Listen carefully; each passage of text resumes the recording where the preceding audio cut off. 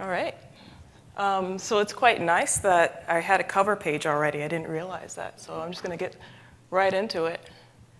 So I just have a really quick little table of contents so you guys have an idea of where I'm going with this. So I'm going to first explain what does a remote sensing scientist do? What do I do? But also why is it important to study hydrology specifically for water resources? And how can satellites be used for studying hydrology? More specifically, how can radar satellites, the new satellites that are being launched, how can these be used for measuring, for assessing hydrology? I'm going to talk really briefly about a brief overview about the SWOT mission, the Sentinel-6 mission, and NISAR, and some precursor research that I've done in preparation for the recently launched Surface Water and Ocean Topography mission. So what can we learn from studying the airborne Ka-band radar?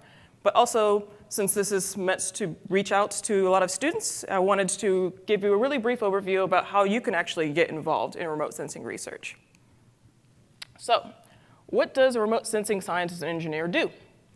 So part of what I do is actually develop new systems. So I do field work. I do field work probably between 10% to 20% of the time, and actually because of COVID, I just didn't do any field work at all for a while.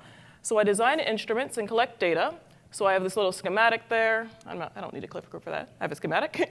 I build it in the office, and then I take it out into the field. So this is an example of me in Canada. But I also fly UAVs, so this is a really nice drone photo. So part of the work that I do studies really vast areas that are really difficult to reach. We can't do a field measurement in every little spot. And also, the area is extremely heterogeneous, so we can't really collect enough point-based measurements to get an assessment of what's happening in a broader scale. So we need a larger scale assessment of what's happening. But what is remote sensing? So the satellite remote sensing is a relatively new field, and actually some of the work that a lot of the researchers in this room already do is some form of remote sensing. That is, they're using the electromagnetic spectrum to analyze various scale features. But satellite remote sensing is relatively new with new satellites that have been launched since the 1970s that enables a broad-scale regional and global studies of local phenomena. So if I wanted to know, how tall is this tree? I can do that, but I can do that from space, and I can measure all of the trees in the world from space. So I can measure all of the lakes in the world and all the buildings in the world from space. And so we use satellites, airplanes, UAVs, submarines, and all of these different devices to measure subsurface, surface, and even atmospheric phenomena from space. So what are the processes of remote sensing? This is kind of a large circle, and a lot of people work on either one section of it, or you might work on the entire life cycle. So part of it that a lot of people think of is just mapping and algorithm development. That is, I have a map, and I'm trying to extract information out. So there we're analyzing data collected from the instrument to retrieve the information of interest. So again, if I have a map and I want to know how tall is the tree, then I need to develop a retrieval algorithm to estimate how tall is the tree. The next part is a longer-term monitoring and modeling. So we take a time series of that same information, and we want to collect information to get a good assessment of how things are changing over time and over space. We use, and we're also building predictive models for that. Next, some people are interested in working on the assessment. So once you have that information, then how can you assess the feature of interest? And I'm being intentionally very broad because it depends on your specific research and your specific area of interest. And we want to identify how this feature or measurement is important. And finally, or even just solely, instrument development. So some of the work that I do is actually in preparation for launching a new satellite mission. So I'm on science teams where we're developing new satellites to be launched into space. But we have to identify the necessary instrument specifications in order to collect the data, and then also be responsive to the planned science objectives. So we want to be able to identify what features needs to be measured and how do we develop the technologies in order to do that. So what do I do in my current role right now? I spend a lot of time reading papers. I spend a lot of time writing papers. I'm advising undergraduates right now. I'm submitting proposals for funding. I actually recently received funding, so I'm really excited. My very first proposal got accepted. And I'm collaborating to develop new satellite missions. So why is it important to study hydrology? I'm going to double check my time, actually. Yep, I'm good. Why is it important to study hydrology, specifically water resources? So I'm really interested in hydroclimatic disasters and natural disasters driven by hydrology. And we know that the global hydrologic cycle is changing in a warming climate. And so that leads to significant loss of life and damage to infrastructure. We have things such as landslides and flooding. This is a really nice schematic of the water cycle. But what we can see here is that warming systems influence terrestrial water fluxes. So again, we have the increase in warming, we have increased evaporation, we have a lot of water cycling through the system, and that's actually changing the way we understand what the water cycle is and what's happening at a regional scale. And so the way that I'm thinking about a lot of these problems is that it kind of fits two different poles. So we have one side where we have moisture excess and another side where we have moisture scarcity. So when you have too much water or moisture excess, that can cause things like flooding, it can cause things like landslides. If you have too little water, you can have issues such as wildfires or droughts. I'm also interested in other geomorphologic dynamics, such as monitoring floodplain changes. So again, with changes in water, changes in temperature, the floodplains can actually change. We have issues where houses might actually be falling into the river because the riverbank starts eroding away, as well as permafrost thaw and melting ice wedges. So how is the landscape actually changing under a changing climate? And it's really important to understand that surface water drives a lot of these processes. But we actually don't have a really great accounting of all of the surface water. We don't have a great accounting of how much there is, what it looks like, what's the shape of all of these lakes. Global lakes are really understudied due to extreme diverse size distribution. So there's some lakes that are way too small to look at, and there's some lakes that are way too big to look at using current technologies. 10% of the largest lakes make up around 80% of the global frozen, non-frozen freshwater, and around 1/4 of the global lakes are in northern high latitudes. So most of my research has been mostly focused in Canada and Alaska so far. Global wetland distribution is also extremely important. This is the area of water we can't quite see as water because it's mixed in with vegetation. But this also has very important contributions to the carbon cycle, the lateral and atmospheric carbon fluxes, connectivity and habitat availability, and the connectivity of lakes and rivers. But it's very important that we don't really have a good accounting of this. We have permanent monitoring stations, but they're actually very sparse. And they tend to be in very rich countries or areas that are able to develop this really dense network. This image is actually from 2016, so it's a slight underestimate of the current state of global monitoring networks. This is an example of precipitation stations. But again, you can see that there's a lot of areas in the world that are gray. That is, we don't have good coverage.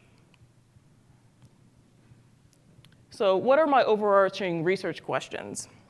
I'm really interested in how are global water resources changing under a changing climate, and what can that lead to in terms of monitoring natural disasters, and understanding what kind of information do we need in order to answer this question. So how can satellites be used in hydrology? So this is a schematic of NASA Earth science missions through 2023. And again, this is kind of an older figure, so we're in 2023 right now.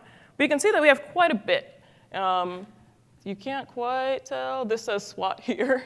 So SWOT, the Surface Water and Ocean Topography, is the primary satellite that I'm really interested in working on. But we can see that Earth observing systems from NASA and NOAA, which is basically means that it's become a more operational service. They're covering the globe. So we have a lot of satellite data. So one of the things that satellite data is capable of doing is actually measuring things like water quality, such as assessing chlorophyll content. We can also just look very broadly at surface color, so it depends on the wavelengths that you're looking at, but if you're standing outside and the water looks weird and you take a picture with your phone, it's kind of like that, but on a much larger scale. You can do this using satellite data with a lot more wavelengths and a lot more sensitivity. Because of that, we can also retrieve information such as surface temperature. But for a smaller lake perspective, we can see that studies have demonstrated a really high resolution tracking of water surface area and volume change. But again, because the lakes are so small, some of the information that we have, the tiles, the actual data that we have, comes in a very small little package. So it's very computationally intensive to be able to do this for the whole globe. So global studies are needed to do this test of assessing the much smaller water bodies for the globe. So one of the projects that I got involved in early before my PhD was assessing the flooding in the lower Mekong Delta. This is, I really love this figure. I made it when I was like a first year remote sensing student. So this schematic basically shows a mosaic stacking of multiple dates of data that will enable us to track in very high temporal resolution the flooding extent that is happening here. So instead of having an assessment of what is the flood extent every week, we actually got that down to half a day. So we can see a very dynamic flood extent changes and be a little bit more responsive to areas that are in need of help. Another example that I worked on is to increase the spatial resolution of that. So instead of looking at the flood extent at 250 meter scales, we can now look at 30 meter scales. So this advancement allowed us to assess regional flooding at near real time, twice a day with 30 meter resolution. So again, that's a significant increase from it being 1 week and 30 meters, or sorry, 1 week and 250 meters. Another research, sorry, there's a little bit of feedback. Another research project that I worked on was monitoring landslides. And so this is a major landslide in Nepal. This is the Sankoshi landslide that happened in 2014. This claimed 156 lives. And it would not have happened if we had better prediction technology. So some of the work that I did was to develop wet surface, newly exposed soil algorithm to assess new landslides that have occurred that might not be reflected in the literature. That allows us to produce susceptibility models to do better landslide predictions. So we can catalog precipitation-induced landslides using automated detection methods and pinpoint the date of failure using optical imagery and precipitation data. Another research project that I worked on is on the global terrestrial water storage. So again, we have this big cycle of all of the water that's moving around, and what I'm really interested in for this is to have a really good accounting of the terrestrial water, so that's the surface water that you see, as well as the soil moisture, as well as the aquifers underneath. And so this actually got split into 2 projects. That's terrestrial water storage using satellite observations and hydrological models. And so we have this time series. This is the conventional way of understanding the water cycle, so it's precipitation, evaporation, and runoff, versus the terrestrial water storage from this new satellite that was launched called GRACE, the Gravity Recovery and Climate Experiment. And that's a really coarse resolution data. That's around 100 kilometer pixel sizes. So you actually can't do very much on a local scale. And so some of the work that I did was to develop a GRACE proxy. That's a 250 meter terrestrial water storage. So that allows us to get much better resolution, much more information about what's happening on a more local scale. Still good. So some of the terrestrial water storage for some basins, as I depicted here in the Amazon, is actually really easy to model. As I actually go back here, you can see that this cycle looks fairly predictable. It's just this really simple sinusoid. But other basins aren't that neat looking. So because other basins aren't so neat, it makes the prediction much harder. So a significant challenge in hydrology is assessing the terrestrial water storage. And that's sometimes described as the water budget. So it's our ability to account for how much water is in the atmosphere, how much water is in the land, how much water is in soil, in aquifers, and all of these different pieces. So it's 2 significant remaining sources of air, and they're not the only ones, but the 2 that I'm particularly focused on are surface water and soil moisture. And for this talk, I'm just going to talk about surface water and the way that we can do that, the way that we can assess and quantify this using remote sensing. So I just mentioned a few different techniques using optical remote sensing methods, but not radar. I'm really into radar right now, so I'm going to talk to you about radar. But what is radar? Radar is an acronym for radio detection and ranging. So a lot of people use radar as if its own word, and that's kind of become that way. But it is radio detection and ranging. Basically, it means that the electromagnetic waves get emitted from a sensor, it gets reflected off of a surface, and we use that information that gets reflected from the surface to tell us something about how far away that object is, what is the shape of that object, what are the material properties of that object. So we can use radar for this purpose. But the problem with radar is that the signal can fade very quickly. We also have very, coarse resolution, very blurry looking images. And so what we can do is use this technology called SAR, synthetic aperture radar. SAR is a radar system, so it's still radar, but it uses this Doppler shift to kind of give us a higher resolution repeat measurements of the same area. So it basically simulates a really, really long antenna. It like pretends that the antenna is 10 times longer than it actually is. But because of that, we get a much higher resolution image. So for the purpose of this talk, most of the data that I'm actually talking about is SAR data, but I'm just going to call it radar because that's the more conventional terminology. So radar remote sensing compared to optical remote sensing allows us the ability to image the Earth's surface day or night through clouds. And that's, again, very special because a lot of the optical methods, again, it's just like if you were standing outside with your phone. If it's very cloudy, then you're not going to be able to see as well. If it's dark, you're not going to be able to see as well. Radar does not care about those things. It's really interested in looking at the dielectric constant, or in this particular case, it's just the moisture content of the material and the geometry of the surface features. So which direction are the what are the orientations, what are the shapes, what are the sizes of the features? So this schematic here basically just demonstrates, and I'm sorry, I'm not sure how well you guys can see on this side. I'm like bending my head.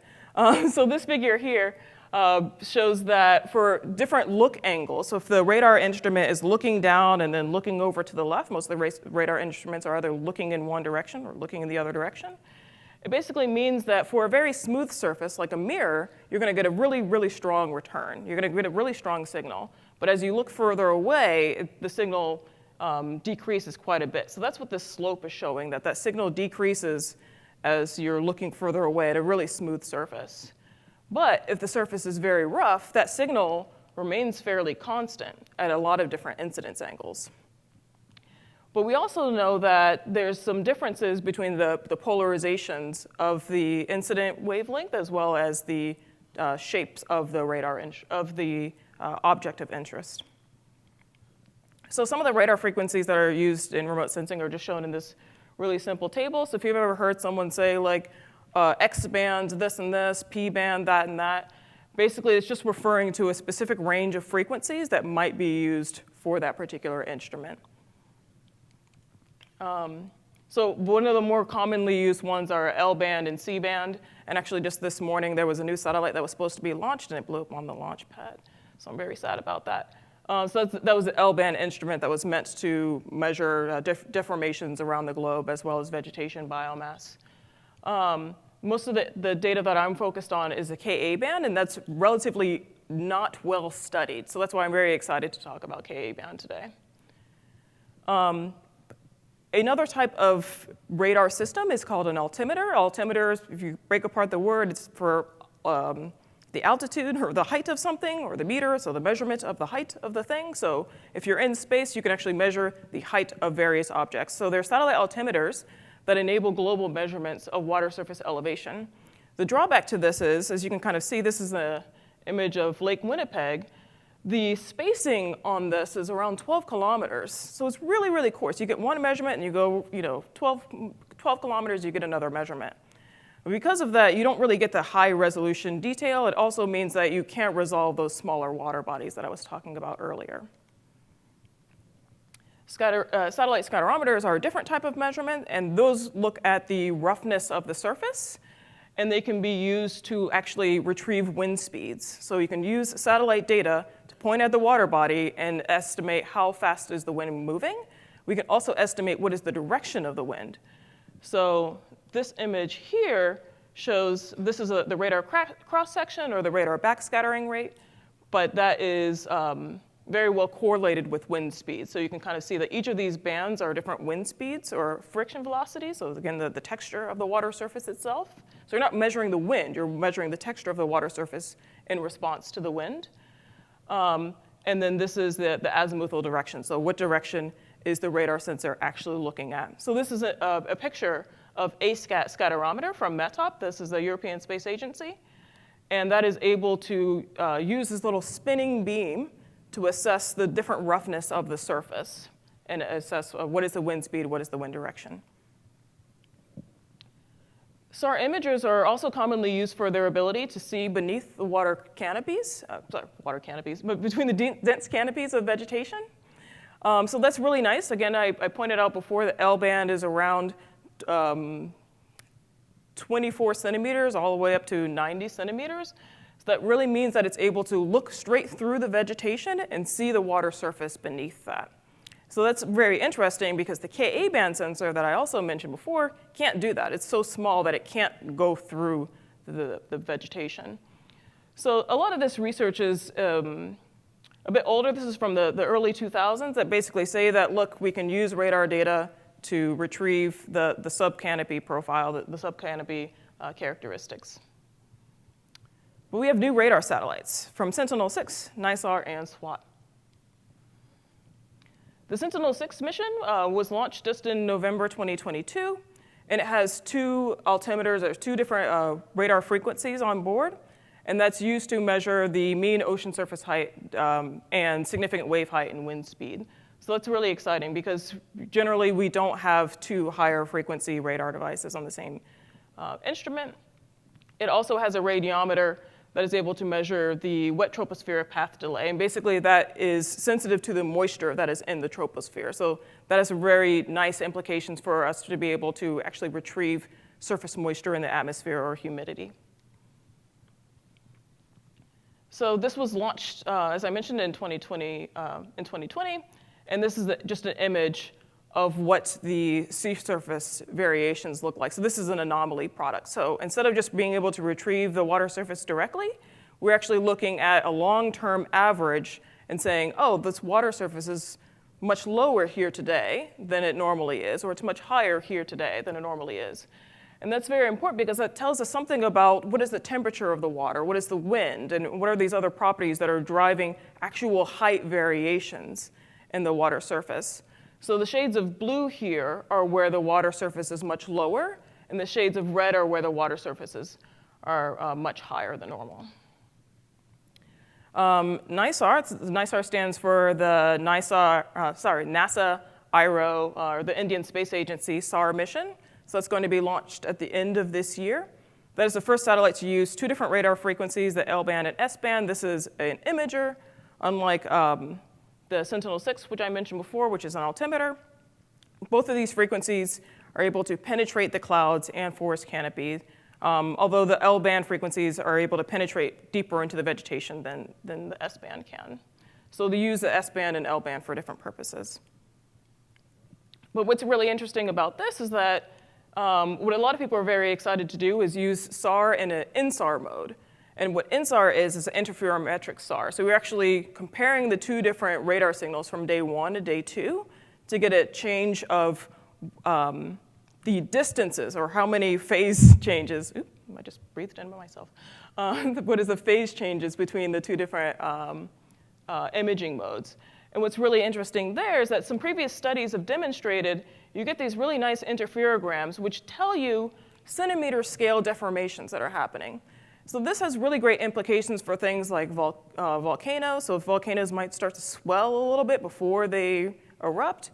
We also have evidence, this is an image of groundwater depletion. So if you're pumping a lot of water out of the ground, the ground will actually start sinking. So that has, we see that actually in quite a bit of regions around the world, actually. So this is an example of what that would look like. We have a real decrease. So this is obviously a vertical exaggeration. Another product that NISAR is going to be able to do is look at just the flooded region. So this is an area of Louisiana. We can see this is a water body, this little blob here in dark. And all of this yellow stuff is all flooded vegetation. And the pink stuff is dry. So we can use this to kind of get a sense of not just, oh, we can see very clearly that this is water, but we can actually look through the canopy and see that underneath the canopy it is wet as well. So the SWOT mission, this is what we really came here for. So the SWOT mission is the first of its kind swath mapper. So most of the instruments that I've discussed, again, are fairly coarse in spatial resolution. Particularly the Sentinel-6 mission that I mentioned is still on the scale of kilometers. This is going to give us a 50-meter spatial resolution, actually up to 10-meter spatial resolution. As I mentioned before, the look angle really matters. So if you're looking right here, you get a smaller spatial resolution. You're looking over there, you get, of course, a spatial resolution. So it enables our monitoring of oceans and inland water bodies. So I'm not an oceanographer. I don't do a lot of that work, but I'm very excited about the signal that it's able to get. We can kind of treat both the oceans and inland water bodies the same in terms of our ability to retrieve some of the surface processes. And so it's designed to help us estimate and predict the spatial variability of the terrestrial water storage. We do that over water bodies that are 250 meters in size, with 250 meters, and rivers that are wider than 100 meters. And so for inland hydrology, it's designed to have a very high spatial resolution, somewhere between 10 and 70 meters. And again, that is in stark contrast to the previous sensors that are around 12 kilometers. There's still kind of a question of its ability to be accurate, because the older systems are averaging over a much larger footprint, so you can get a smaller, you can get a more accurate average, whereas this one might actually be sensitive to a lot more noise. So because the measurements are in 2 dimensions and they cover a lot more land areas than the previous altimeters, new challenges have emerged. So what can we do about that? And again, I'm gonna double check my time. Okay, I'm good. So yeah, what can we do from studying the airborne Ka-band radar? So the Ka-band radar is the radar that's used on SWOT, so are we ready for those data? Are we ready for those measurements? Is it going to work? So the SWOT satellite mission and its airborne component uses very high-frequency Ka-band radar to measure the water surface elevation. So again, this uses the interferometric technology, or INSAR, to measure the elevation. So we have AirSWOT, and AirSWOT was flown in 2017. It was actually very recently flown around the Louisiana area. And it can be used to understand what SWOT observations might look like. So SWOT was just launched in December, but we are actually not going to get data available until this October. So we're still in preparation mode for some of the algorithms to be developed. So most of the data that I've been focusing on for the past few years is this little flight track here through Canada and Alaska. And in July 2017, we flew over 130 flight lines covering a very large area. Oh wait, that started playing automatically, excellent. So the AirSWOT platform enables regional scale floodplain mapping and water level dynamics. This is an area called the Peace Athabasca Delta where I do a lot of my field work. So again, that picture that I showed before was like me actually out in the field and measuring the wind speed, measuring the water levels in person. We can use that to calibrate our estimates from AirSWOT and then eventually our estimates from SWOT when that launched. And so in 2017, the flights across the above domain, the Canada-Alaska domain, revealed a really broad-scale seasonal water level decline. And that was not guaranteed. So one of the things that some people were a little bit worried about with SWOT is that some of the AirSWOT data that we were seeing as it was coming down was extremely noisy. So some of the scientists who I was working with weren't even sure that they wanted to use it. They weren't sure that it was going to work. And so you can actually see all of these little points here. All of these little points are the actual AirSWOT measurements. And so earlier in the season, it's kind of it's pretty noisy, and later in the season, it's also fairly noisy. But what we can do is just take an average of these points and draw a local regression line through that. And that AirSWOT trend line, so the data that we've actually collected from multiple flights throughout the season, as compared to in the field measurements of water levels, we have these pressure transducers. That's what the PT stands for, these pressure transducers. We can look at all the pressure transducers, and we can look at the trend line of the AirSWOT data. We could see that the AirSWOT data actually is telling us this broad-scale water level decline. It's still very noisy, so if you want to look at this particular lake or that particular lake, it's not great. But if we want to aggregate over larger areas, this preliminary flight campaign was extremely promising. So it's great because, we can kind of assess that SWOT will perform even better because SWOT was a much more calibrated instrument. We're already starting to get data down, so we already know that it's working even better than AirSWOT. One of the other questions that we had was this ability to distinguish open water from wet land or vegetation. And so that's particularly important for SWOT's ability to measure water surface extent. So if you say the water surface extent is here or the volume is this much, then you need to know where the true water surface extent is, otherwise your water balance is going to be incorrect. But one of the things that we found is that some of the expectation for where the open water is, where we were actually walking out in the field and saying this is where the water body is, the radar data showed that the signal here looks like water too.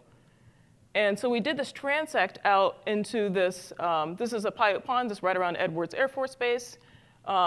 We can see, you can tell that this is pretty dry land, but it has little wet spots in it. And when we do a simple comparison of the radar backscatter measurement, that's this gray line here, and the soil moisture measurements here in green, we can see that they actually are pretty well correlated. So visual assessments of Ka band observations and comparisons with field data identified much brighter scattering over wet soils than we expected. And again, that might be a little bit problematic when we're trying to get a good assessment of where is the total water surface extent. This is what some of the imagery actually looks like. So this is a really fun thing. We can actually see what some of the SWOT data might actually look like.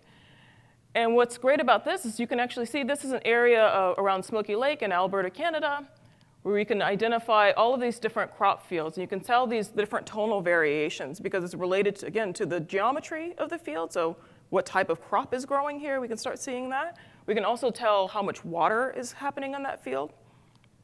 This is a big lake right here, though. And what's kind of interesting, you might see that there's some tonal variations. This whole thing is the lake, but this part of the lake looks different from this part of the lake.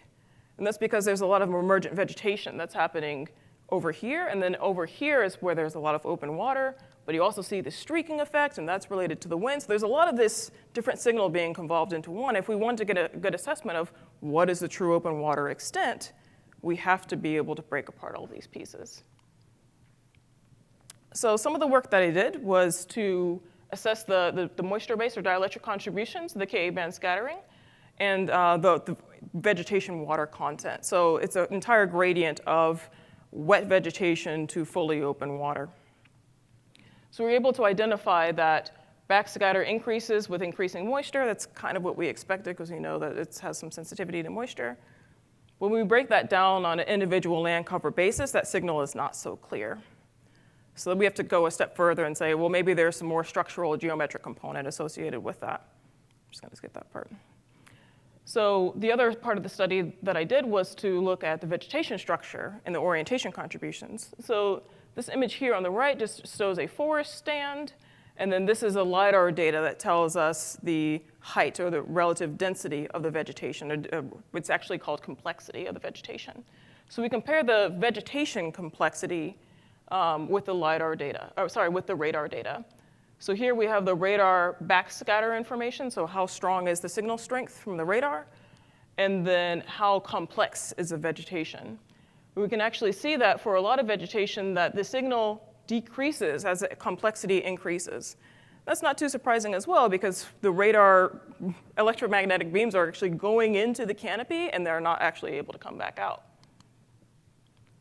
So it's particularly interesting because the Ka band is thought to not be able to penetrate canopies, but there are gaps in the canopy that we still need to accommodate for. So a lot of the radar scattering models assume that canopies are like this closed envelope that the Ka band cannot get through, but in fact, that's not the case. So another part of my research looked at the effects of wind speed. So I showed that diagram before that showed this streaking across the water surface, and I wanted to be able to see if we can use this radar instrument to retrieve wind speeds. And as I pointed out earlier, the scatterometers are capable of retrieving wind speed, but SWOT is not a scatterometer. It's not designed to retrieve wind speed at all. But I wanted to see what the sensitivity was, so I just wanted to try. And one of the things that I found was that, again, this is a radar backscatter here, this is wind speed here, this is a coherence measurement. So the coherence is a measure of how well does the interferogram work or how well are we able to retrieve the water surface elevations. And we found that there's a sensitivity to the wind speed, and therefore there's a sensitivity in our ability to retrieve the appropriate water surface elevation. So we're not gonna be able to get good water surface elevations if the wind speeds don't reach 3 meters per second, actually. Which is kind of good news because the global average wind speeds are around 3 meters per second. So we can say that on average, we will get the right amount of signal in order to get the good water surface elevations back. But we also know that this is climatically varying and regionally varying. So there's some areas where we're not going to be able to retrieve wind speeds, and we're not going to be able to retrieve the water surface elevations. Therefore, we're not going to be able to do our water balance studies correctly. And there's other areas where we will consistently always get very good measurements. So backscatter in coherence, or again, coherence is a measurement of how well does the signal perform, increase with increasing wind speed with optimal values around 15 dB, so that's the signal strength. For water classification, so our ability to get the accurate water surface extent, and for water surface retrieval, when winds are greater than 3 meters per second, that's just for translation's sake, that's around 6.7 miles per hour or 10.8 kilometers per hour. So just kind of taking it back to why is this important, it's because some of the remaining sources of error in our ability to monitor and assess water availability are in the accurate assessment of surface water and surface moisture. So most of the stuff that I talked about today was focused on surface water. And so what's going to be able to revolutionize our ability to monitor changes to surface water storage by providing high spatial and temporal resolution assessments of water storage change. But the work that I've done also shows that not only is SWOT going to be able to look at water storage change and discharge, but it can actually do a lot more. So not only is it going to be able to track water storage change, but it's also going to be able to help us characterize surface texture and actually be able to retrieve some of the canopy information. So again, looking at just a superficial layer of the canopy and some of the crop types. We'll also be able to have an improved ability to map floodplains and surface moisture dynamics, as well as to retrieve wind speed. So again, SWOT was not designed to retrieve wind speed at all, but we can use it to retrieve wind speed. So that really optimizes and actually triples the amount of parameters and the amount of data that SWOT is actually going to be able to produce for scientific study. So, yeah, I'm good. How can you get involved in remote sensing research? Because I know you guys are all very excited to just get involved and start doing this. So there's a lot of programs that I think are great. One of them is called the NASA Applied Remote Sensing Training, or called RSET.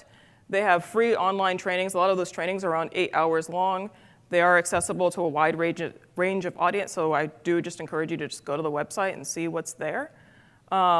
There's also a NASA Develop program. I was involved in NASA Develop for about 3 years when I first started my work with NASA Goddard in Maryland. So this is a paid internship, a contract position, so they will allow high school students, college students, graduate students, early career, ex-military. So it's really an engine to get new people interested in remote sensing. Just go to YouTube. That's a good option. I think a lot of people are already familiar with just checking YouTube to learn more. There's really nice tutorials that are available that are published by NASA and by NSF for how to use the NASA data and how to access that. So those are the official tutorials, but there's also individual contributors. I'm actually working on building up my own lab and providing tutorials for how to access some of the more complicated radar and LiDAR data. But I also encourage you to just email a researcher, email a professor, email a teacher, email someone you know who is involved in research and ask them what kind of projects do they have. Maybe they might not be able to fund you or to support you, but they might be able to give you some recommendations for what you might, who you might work with and what type of projects that you might be working on. There's also really interesting citizen science projects. So it might be that instead of me going out in the field, I tell the citizens of the land to go out and take some measurements for me and report it to the website. And that's really fun because you can get involved and I can get my measurements and everyone's happy. And again, the last item is just to contribute to a lab. So this might be a paid or unpaid position. You might get course credit depending on the availabilities of the lab. So I highly recommend that. So the last slide, I just want to say NASA has a very excellent applied remote sensing program. Most of the stuff that I talked about today is water resources. This is the Nature of Water conference. But they also have a lot of non-water related things. So if you're still interested in applied earth science and you're trying to figure out exactly where do you fit into that, They have a lot of things such as capacity building, which is really interesting because it allows you to work with communities and say, this is how, water or air quality or, fill in the blank is affecting your community. That's capacity building. You're actually training other people to know what you know. You're also disasters, water resources, agriculture, climate resilience, health and air quality, ecological conservation, and wildland fires. So there's a really broad range of activities that NASA is involved in that you can get involved in as well. So you can really just go online right now and say, I want to get involved in NASA activities, and you will very likely be able to participate in some form. So I just wanted to let you know that that is all available for you. So thank you. I would like to say thank you especially to Lori for inviting me here. I'd like to thank you, the organizing committee, for hosting me here, and I'm excited to be able to share my research. Thank you.